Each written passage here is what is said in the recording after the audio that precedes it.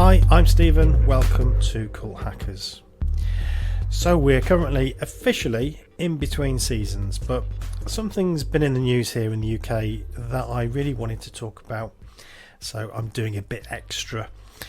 Now, it's taken me a couple of weeks to get my thoughts together enough to record something, and you know what, even now I'm not sure I've got my thinking sorted, so this is really a stream of consciousness, I guess. But before I do that, I'm going to quote directly from the Prime Minister of the UK. Now, we're in the middle at the moment of a UK general election, and it looks like this Prime Minister isn't going to be the Prime Minister for much longer. But this is what he said about 3 weeks ago about this particular story. He said to the Houses of Parliament, "This is a day of shame for the British state. Today's report shows a decades-long moral failure at the heart of our national life." So he's talking here about a report following an inquiry about what's come to be known as the blood scandal. He goes on to say, "From the National Health Service to the Civil Service to ministers in successive governments, at every level, the people and institutions in which we place our trust failed in the most harrowing and devastating way. They failed the victims and their families, and they failed this country. Sir Brian, who led the inquiry, finds a catalogue of systemic, collective and individual failures, each on its own serious and taken together amounting to a calamity. And the result of this inquiry should shake our nation to its core." So that was Rishi Sunak speaking to the Houses of Parliament about 3 weeks ago. Now, this is a response to the publication of this public inquiry. It's come to be known as the blood scandal, or infected blood scandal. And it's thought that about at least 50,000 people were infected with diseases such as hepatitis A, B and C and HIV because of this scandal. So in this piece, I've drawn from the reporting of Times journalist Caroline Wheeler. I want to point you in the direction of her reporting. She's also written a book about this called Death in the Blood, and she talks about the stories of individuals infected as adults and children by tainted blood or infected blood. Now, if you've got the stomach for it, you can read the reporting to get the full details on what happened, and I warn you, it is tough. It's just absolutely heartbreaking. But I'm going to give you a quick summary here, and this has been reflected to some degree in other countries, but I think in the UK it's taken us a long time to get to grips with this.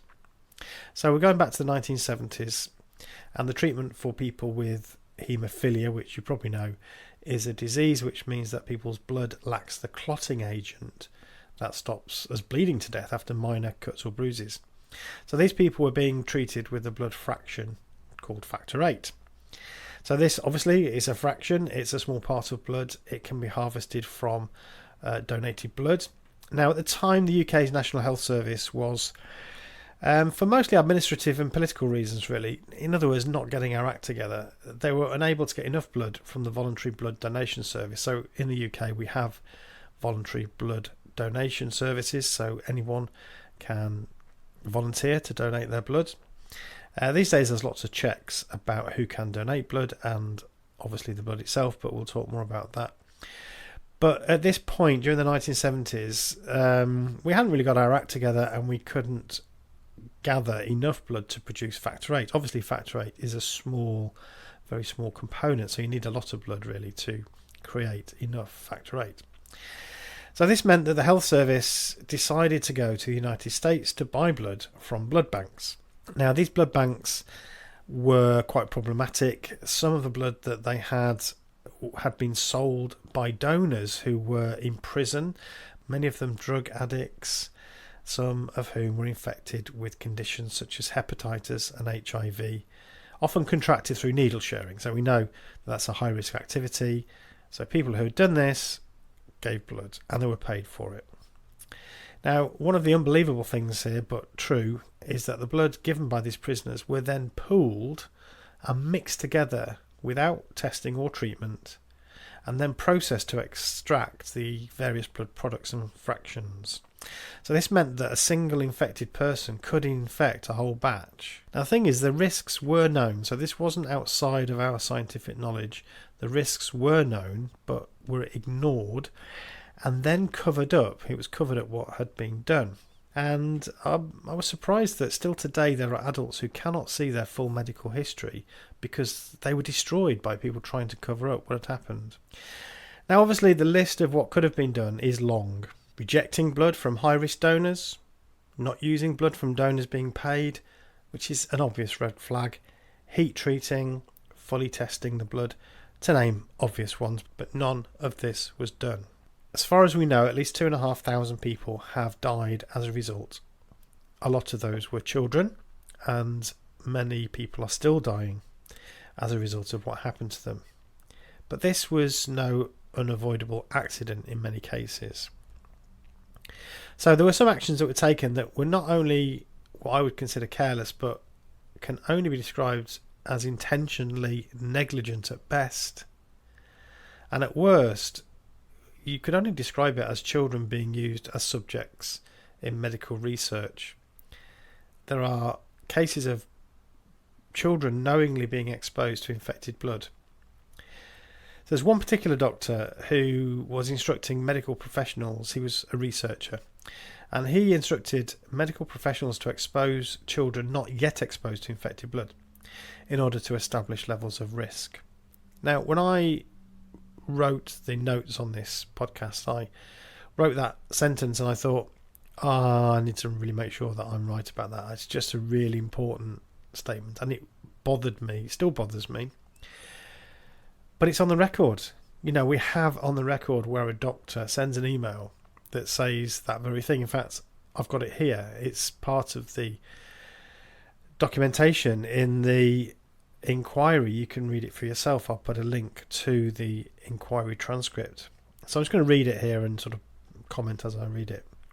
So this is the doctor who is a senior physician and essentially part of the research about what the risks are. He says, infectivity of initial batches, this is about the blood itself that's obviously considered to be a risk of some sort.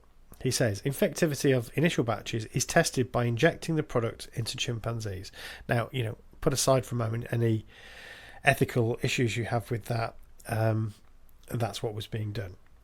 However, it is stated that it is unlikely that manufacturers would be able to ensure this form of quality control in all future batches. So he recognises that there's a problem that manufacturers won't be able to do that sort of thing for all batches. I guess it's a practicality thing. There's not enough chimpanzees in the world. It is therefore very important to find out by studies in human beings to what extent the infectivity of the various concentrates has been reduced. So I read that to say, we've done some work, we've reduced what we think are the risks, but we don't know for sure. So we need to find out, how are we going to do this? He goes on. The most clear-cut way of doing this is by administering these concentrates to patients requiring treatment who have not been previously exposed to large pool concentrates. That's, you know, it's just staggering. I just find that statement absolutely staggering. You know, we've got this group, this cohort of children who haven't been exposed to these large pool concentrates. So these are the pooled blood that I mentioned earlier. There's this cohort of children who haven't been exposed to that. Let's see whether they get anything. Is that what he's saying? It really sounds like it. So, you know, it's really hard to hear about these completely innocent people who suffered and died because of what happened. And I think everybody has been shocked by this story. It's been going on for a long time, but like a lot of things, public inquiries, it kind of brings it to the forefront, and people have been talking about it. I guess the reason I wanted to talk about it on this podcast is that for me, it's a story that digs into a lot of issues that have exercised my mind throughout my life, including my childhood. And many of our listeners will also feel that way. So, as you probably know, I'm an ex-Jehovah's Witness, and lots of our listeners are also ex-Jehovah's Witnesses, and we were very much influenced about how we feel about blood transfusions as children if we were raised in it. You know, it's unusual for a child to have a strong medical stand against a specific routine medical procedure, let alone be able to argue his position to adults who demanded to know why he knows better than the medical professionals. But, you know, that was me. If you took a time travel ship back to a small town in Cambridgeshire in the 70s and 80s, you'd see me holding court with teachers or fellow students as I explained my stand on the blood issue. Now, of course, as a young Jehovah's Witness, I was used to that. I'd have to explain a whole bunch of other stands I took. Things like, you know, why we didn't have birthday parties, why I didn't go to my friends' birthday parties, why we didn't celebrate Christmas, send Christmas cards, all sorts of things. But the blood issue, that was always quite a difficult and emotional one. But I was well trained and I would talk about it. And then later, as I grew up, you know, we'd have to defend our stand on blood as we preached from door to door. So, by the way, this is that. The stand is that Jehovah's Witnesses, if you don't know, Jehovah's Witnesses will not accept blood in any form, including a blood transfusion. The rulings on blood fractions have been amended over the years. From what I can see, blood fractions is now considered to be a conscience issue, at least some sorts of fractions. I mean, it's complex and I don't know the latest, but certainly when I was growing up, blood, it was pretty simple. So we'd have to defend that stand as we preach from door to door. You know, most people don't want to talk to Jehovah's Witnesses, but every now and again we'd meet a householder who would say something like, you know, if I hadn't have had a blood transfusion, I wouldn't be here right now. And that was a common, well, reasonably common thing that we'd get. I always found that was a bit of a tricky one. I always felt that no one could make that counterfactual statement for sure. You know, how do you know? Also, we'd read stories in the pages of the Watchtower, which you probably know is the Jehovah's Witness magazine. And in that, we'd hear faithful brothers and sisters who'd been told they would die without blood, but who managed to survive. And often the story included incredulous health professionals who declared amazement and commented on how much more quickly they'd recovered. So all this was part of my indoctrination, but tact meant I couldn't just say to them, you know, you're wrong, you might not have died. So you're left explaining that what you believe the Bible says about this procedure and sort of gently raising doubts that the case was as clear-cut as they claimed. So that's the whole blood issue question. You can't help, as an ex-Jehovah's Witness, I think, coming across this story, you can't help but be taken back to those beliefs and the things you were told about it. So that's one of the factors that's made me want to talk about this. And it's been a bit complicated, my thoughts.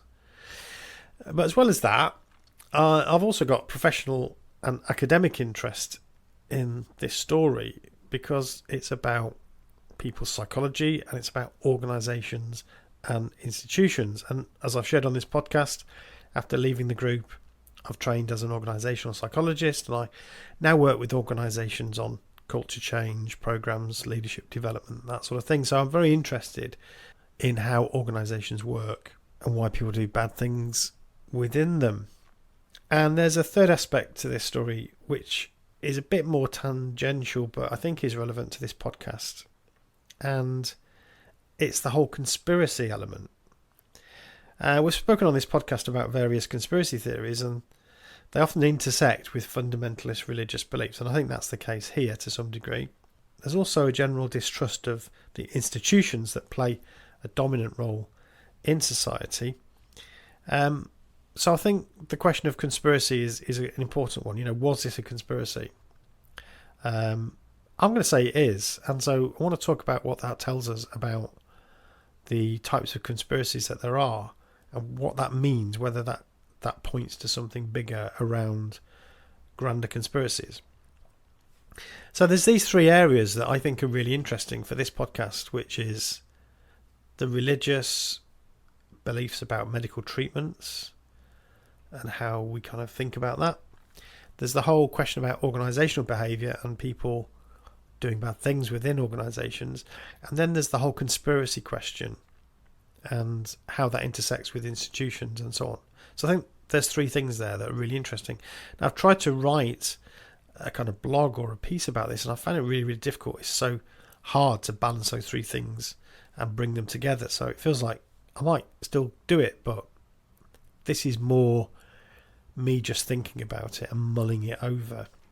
So let's start with the religion thing. And I'm particularly interested in religions here that are high control or totalistic. Leaving a group like that is difficult and demands a reappraisal of everything you thought you knew or believed. At least this is how I felt. You know, as a Jehovah's Witness, I knew my ethical position on a whole bunch of things such as sexuality, abortion, military service, religious holidays, friendships, marriage, politics, you name it. I already had my position worked out, and that wasn't because I thought about it, weighed up the issue. It was because it was provided for me. So as a Jehovah's Witness, I believe this, I believe that, I thought this, I thought that. And the blood issue is just another one of those, really. Now, when people leave, I think they have all sorts of different ways of coping with that. And I think this is down to just individual differences. People have different responses. And so leaving a fundamentalist or high control group is different for different people. I think you can say there's some patterns, and we've found that as we've spoken to people over the years of the podcast. You know, we have different experiences, but there are definitely commonalities. Now, I found in the main it fairly easy to leave my former beliefs behind. And I think that was partly because I'd been going through that process of deconstruction while still a witness, and it took me years really to do that work. And then when I left, I kind of had my thoughts on these things. But the question about the blood issue has always been perhaps the most difficult one for me to shake. And I want to explain why that is to some degree, at least as much as I can. But first of all, I suppose it's worth thinking that about the blood issue, that it's also a dietary requirement. So let's start with that, because I think that's quite an easy one. So if somebody put in front of me a black pudding, which if you don't know, in the UK, this is a blood sausage essentially, particularly in Scotland, but throughout the UK we eat what's called black pudding. It's made of blood essentially. Now, I don't actually eat meat anymore, but even if I did, I don't think I could ever eat a black pudding. I never ate it after I'd left, even though I was still eating other meat. I couldn't bring myself to eat a black pudding or a blood sausage. Why is that? You know, I think it's got to be, there's an ick factor to it, I guess, but, you know, you could say that about all sorts of food, but it's definitely a residual effect of the indoctrination I had. But that's an easy thing, really. I can quite easily navigate my life abstaining from blood sausage. But when it comes to things like blood transfusions, that's a different matter. You know, there's times in your life when that can become a very real problem or question. Hi, just a quick interruption. If you're interested in cults and the topic of coercive control, you've probably come across Kacey's podcast, The Cult Vault. She's been a guest on our show a couple of times, and we've guested on hers too.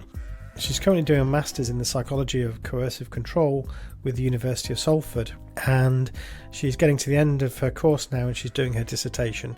So she's actually looking for participants to take part in her project, and I'll just read to you what she's asking for. I'm seeking participants who have experienced coercive control in any environment to complete 3 short questionnaires to contribute to this study.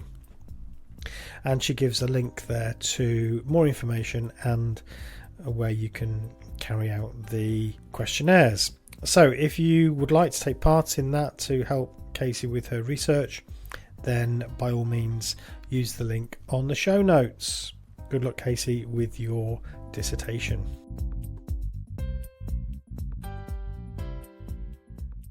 So Celine, my daughter, has spoken on this podcast about her experiences of ulcerative colitis when she was a young teenager. It first flared up when she was still at school, and we didn't know what it was. I mean, it was a terrifying time. But once they realised what it was, they started to talk about treatment and obviously getting her better from this flare-up, and the need for a blood transfusion was discussed with us. So Celine was still a minor, so it was up to my wife and me. We both left the faith many years before, and so, we had no reason to reject a blood transfusion. And of course we talked about it, and the bottom line was that if she needed a blood transfusion, we would absolutely give permission for that to happen. So we would not stand in the way of a blood transfusion. So that's the bottom line. But it bothered me. So we would still have done it, but it still bothered me. And that's because of the indoctrination. Ultimately, though, I had enough trust in the doctors and nurses at the hospital and generally in the institution of the health service for me to accept the advice and recommendation of the experts. Now, when something like the blood scandal happens, I think it's only natural for people to have some concerns. And that doesn't just apply to Jehovah's Witnesses. But I think for those of us who were so indoctrinated, so educated in inverted commas about the risks and the dangers of this particular type of treatment, for us I think it has an even greater resonance. So what would happen now that we know what happened with the infected blood scandal? Does that blow this trust out of the water? Well, obviously Celine's now an adult, so she makes her own medical decisions, but what would I do for myself? If I needed one, I would have one. So I do still have enough trust in the doctors and nurses, in the institution of the health service, and in the improvements that have been made since the inquiry and since the revelation of what had happened. I've got enough trust in those systems and processes and in those people to believe that it's the right thing for me to do. Now, I think I accept that there are risks associated with any medical intervention, and that of course includes blood transfusion, but it would also include any sort of operation, any drug, anything. So it's a case of a risk-benefit analysis, and I believe that comes out in favour of accepting it if clinically needed.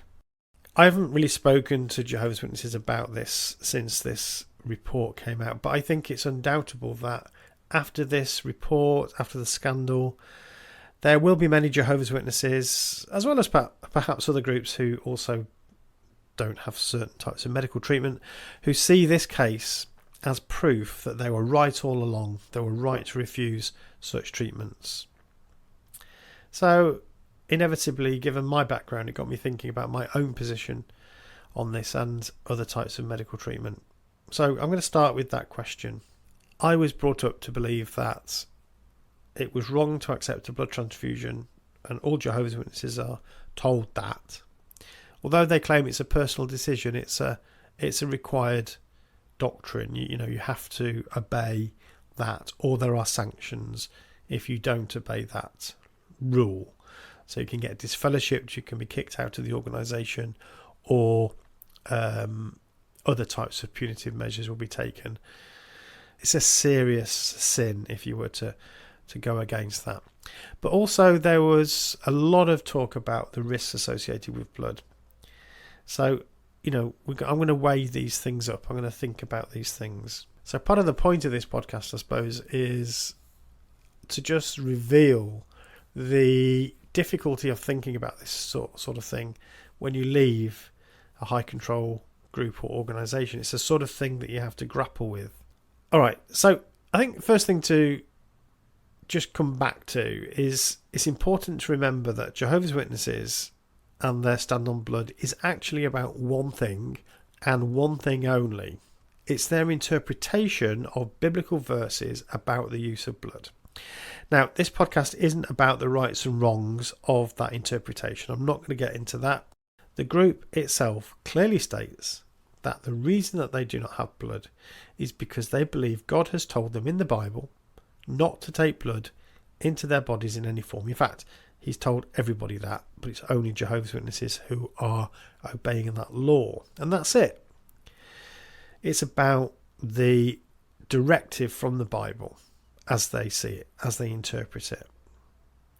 So arguments about the safety of blood are irrelevant and are a proverbial red herring.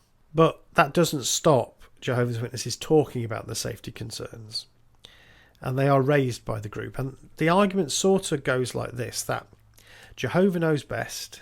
He understands us better than anybody. So he understands the risks. So there's definitely an inference there that God is protecting the obedient in some way by prohibiting something that's actually bad for us. But it's very rarely stated in a clear-cut way. And actually, if you ask a Jehovah's Witness, if you could guarantee its safety, you absolutely knew for sure, or maybe you stored your own blood for use a couple of weeks later or something like that, what would you do then? The answer would still be no. Or another way of considering the same sort of question is to ask what happens when it's absolutely clear that you will die within minutes without a transfusion, perhaps following a road traffic accident and you're bleeding out, or your child or your relative is bleeding out.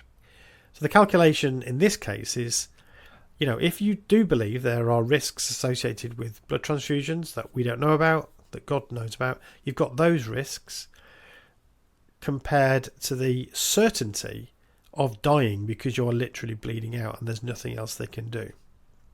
So in that scenario, the witness will say that they would still refuse a blood transfusion.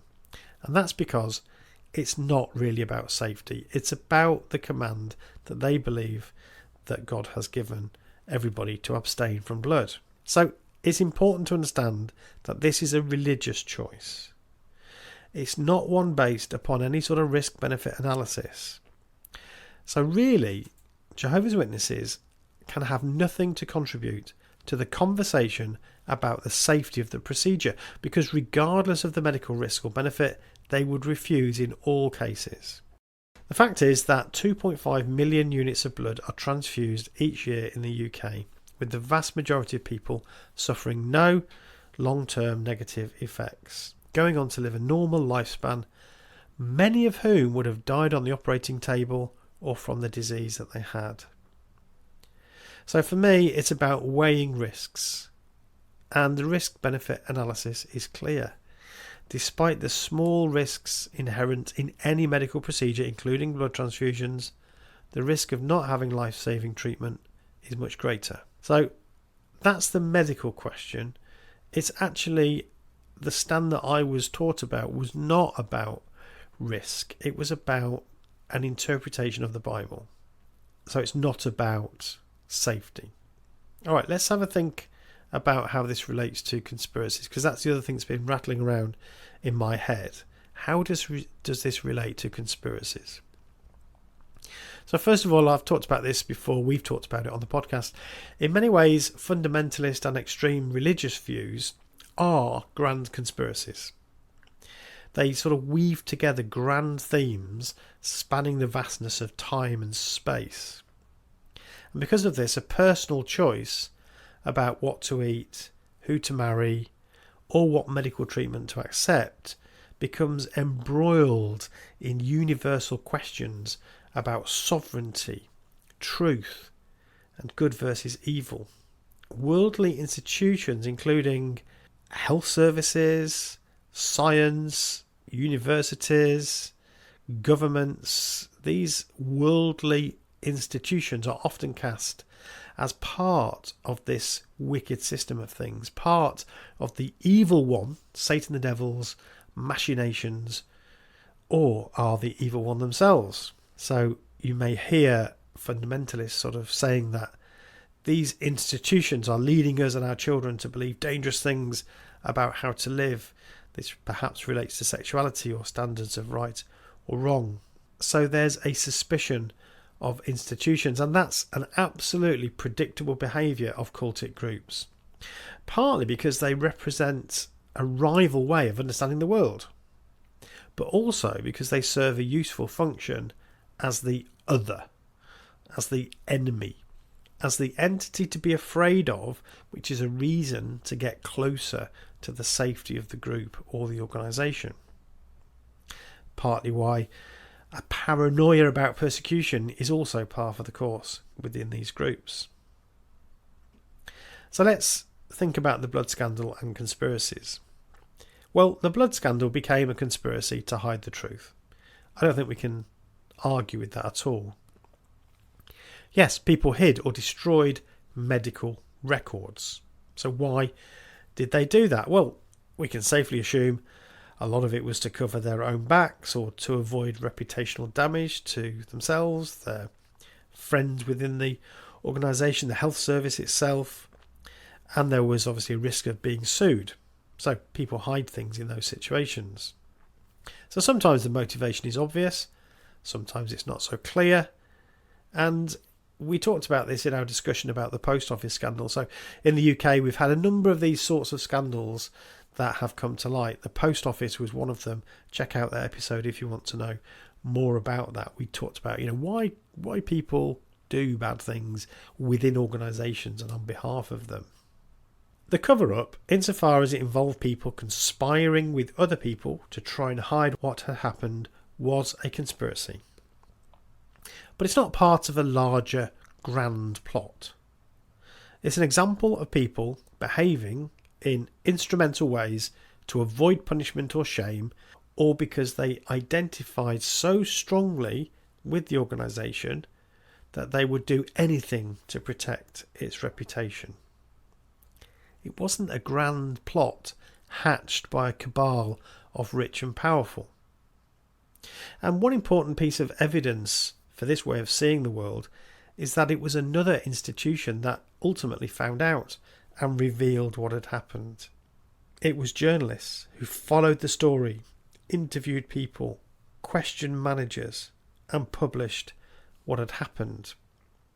And then other institutions, law enforcement, the legal profession, also got involved to investigate.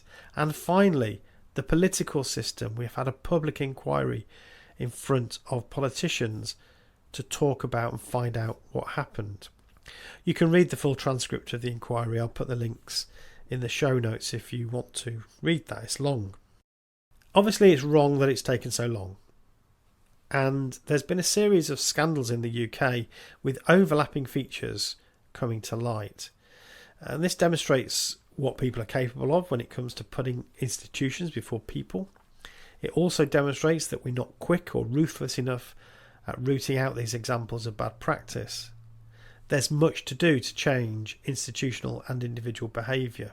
So after these sorts of things come to light, these horrific failures, representatives of these institutions often repeat the words, "We must make sure this never happens again." Okay, so that at least demonstrates the desire to learn from these sorts of things. And what tends to happen then is organisations implement rules, procedures, processes to create mechanisms, checks and balances to ensure that the same set of circumstances never line up in exactly the same way again. Now, sometimes that fails, but most of the time, the exact same thing doesn't happen again. So we no longer buy blood in this way from blood banks. We now routinely test blood for the types of diseases that infected people. That doesn't mean that a different scandal won't happen in the future, because institutions are made up of people with all their weaknesses. So somebody who works as a professional in organisations, in particular in the field of culture change, I believe there are things that can be done. We don't do them enough, but we can do something about it. Part of the solution will always be through implementing processes, including ones that are backed up with legislation. But also we need to change the culture. So whistleblowing, that's people basically putting their hand up or reporting to somebody else saying, look, something's going on here that I'm very concerned about. I want it to be looked into. Whistleblowing has to be much easier. There has to be facilities for people to do that. It's also got to be seen as a normal and admirable piece of behaviour. There is a cultural problem with people not wanting to be disloyal And I think there's times when it's important to be able to reveal something that is in the public interest. We've got to reshape the way we think about organisations so that closing ranks and covering for our colleagues is as antisocial as stealing or physical violence against another person. In my job, I often hear people talk about organisational values. On their website, companies often have a set of values. Often these things are just a complete and utter waste of time. They're not lived. Organisational values need to be something that are genuinely lived and exemplified by the leadership. So it's not about a flashy page on the website or posters on the wall. It's about the way that people live, and the leadership are the people who represent that. Organisations and institutions are, of course, made up of people, and people are complicated. So maybe we need to get rid of institutions altogether. And that seems to be the direction of travel in some respects, or at least what some activists want. The attack on institutions is quite obvious for many people. But what would that actually mean if we got rid of these institutions? Well, actually, it would mean going back to the Stone Age. It would mean that we no longer have these bodies or these organisations that help bring us together to do certain things. It would be like a complete atomization of society. One of the strengths of modern society is that we can come together to learn, focus attention on specific areas, and we can pool our resources to carry out things like research, to organise resources, to protect our neighbours and ourselves. A world without institutions would mean no health services, no schools, no research, no road building, no infrastructure, no military, no civil policing. Or any of those things that happened would be done on an ad hoc basis and completely different depending on where you went.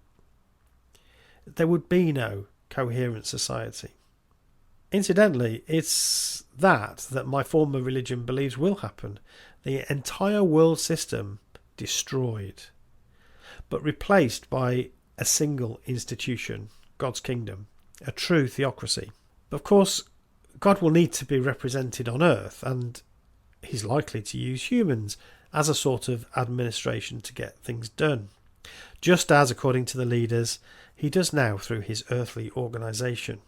So actually, there will still be institutions on earth, just different ones, claiming that they are God's representatives, making the rules for the rest of us.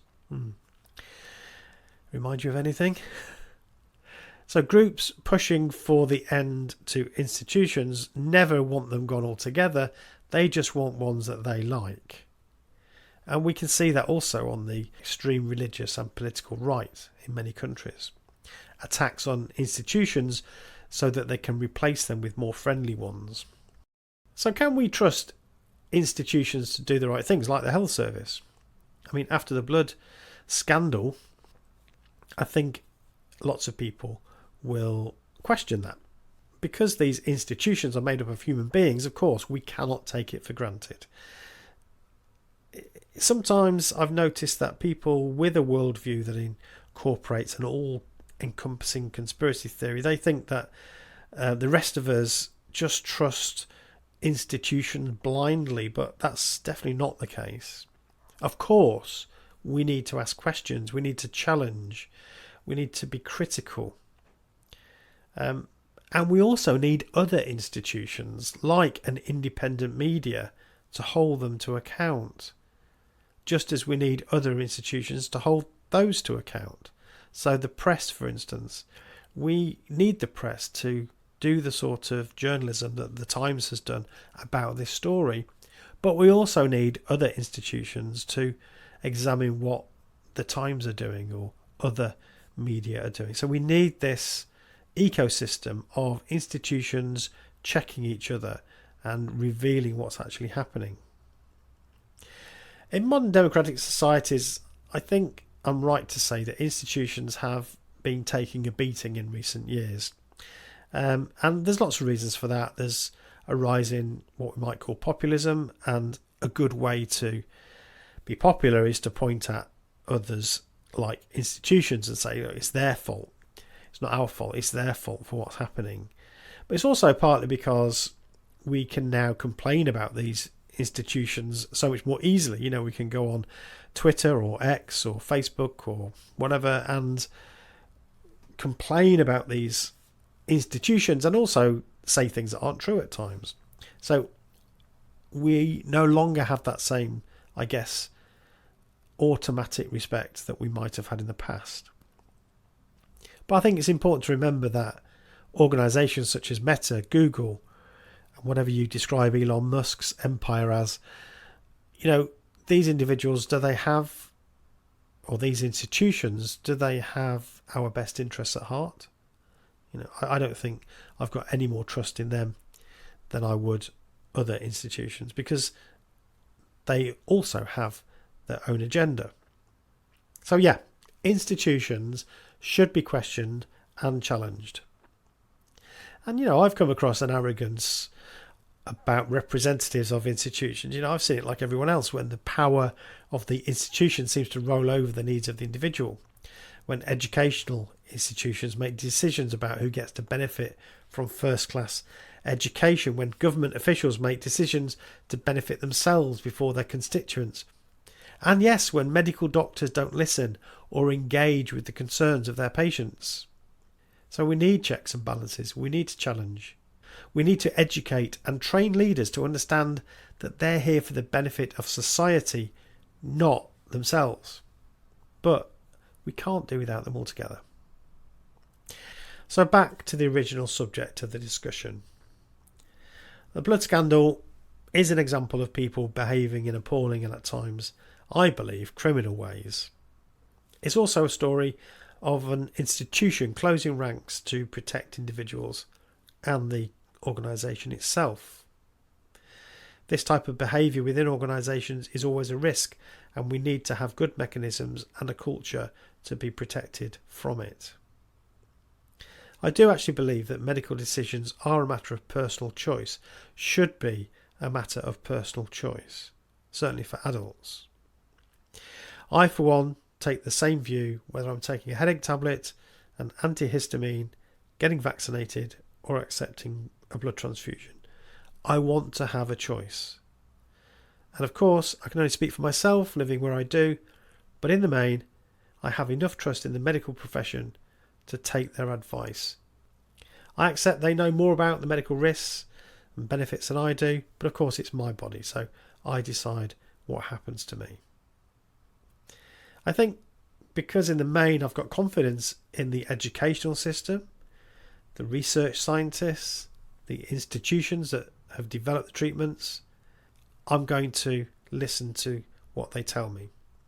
After all, modern medicine has helped us live longer, healthier lives than any other time in history.